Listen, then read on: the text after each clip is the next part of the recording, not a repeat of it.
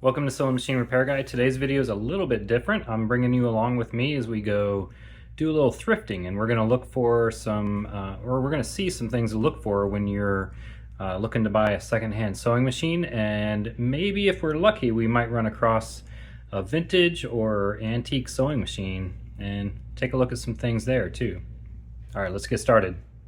So this first machine we run across is a Brother XL 2600i. It's a pretty popular machine, and they're pretty good find for someone looking to get into the hobby. This machine is missing the bobbin down there, but bobbins are pretty easy and cheap to get a hold of. I'm turning the hand wheel, and this one turns very easily. All these things on top move pretty easily as well. This might be a good machine to take home. Looks like the drawer is there as well, so I can't see exactly what parts are included, but you at least have everything you need to get this machine running with it. Now we have a Brother VX 1400. This one, it's not turning quite as smoothly as the last one, and then also if you look down here, I think it's missing, yeah, this one's missing the bobbin case, which you can buy those, but if it's missing, there could be something else wrong with this machine as well. It's also missing the presser foot. So you can see, it's hard to show, but on the bottom there, when the needle's all the way down, it's hard to turn. So this is one that I personally would pass on, but it is something that you could possibly get some use out of. Now, thread. If you run across thread, these spools of thread, yeah, they're nice and cheap. You know, they're vintage looking, but I'm not sure that I would ever want to put these through a machine because you don't know how strong that thread is or anything else. That would be for decoration only if you buy that thread. Now we're moving on to another place, and we're going to see what kind of things we find here. Okay, we found a Kenmore. So this is a Kenmore 148.14221. Now these are pretty common. I've seen these machines a lot. They're actually really good sewing machines. They weigh a ton. This one is pretty easy to turn for the hand wheel. We're going to see if we have all the parts too. But looking at this, we got a presser foot on there. Okay, these knobs are working just fine. Let's see if we got, yep, this one, yep, that's working. The reverse seems to work. I'm looking down here, I can see movement down there when I hit the reverse.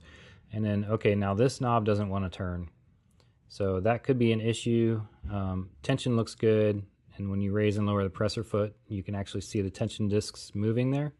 So that's good. This machine looks great, and yeah, there you've got the bobbin case, and the hook is all there on that one. So this one's a good one that I would probably go with. Yeah, there is a problem with that one knob, but what you end up doing is you spend a little time with a hair dryer and some penetrating oil, and you can get that freed up pretty quickly. And these machines typically are all metal gears and everything inside, so it should last a nice long time. Okay, now we found something else here. What did we find around the corner? Oh, there it is. There's an antique sewing machine. So this one, it's even on sale. This is a white rotary. This is an antique machine. These are pretty rare. You don't see them too often.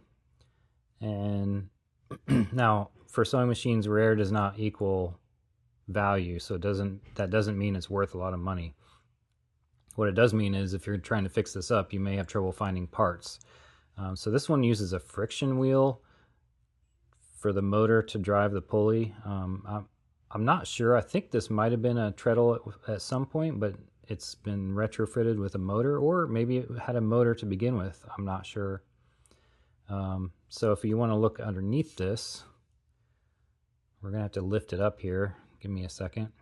So now we've got it lifted up, and you can see that we do have the bobbin case in there, and I think we have a bobbin as well.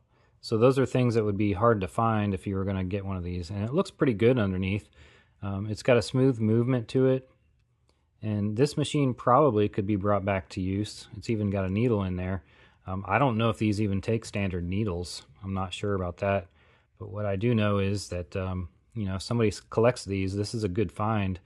I personally don't go with these antique machines, but this one's not too bad and it looks pretty cool. So it looks like there are still some deals out there to be found, and I hope you enjoyed watching this as we went through and found a couple of deals ourselves. Now you know what to look for if you're going to buy a secondhand machine, and make sure that everything is there with it, everything to make it work. And then if something else is wrong with it, if it's not operating smooth, it may take some work, but you might be able to get that machine running again.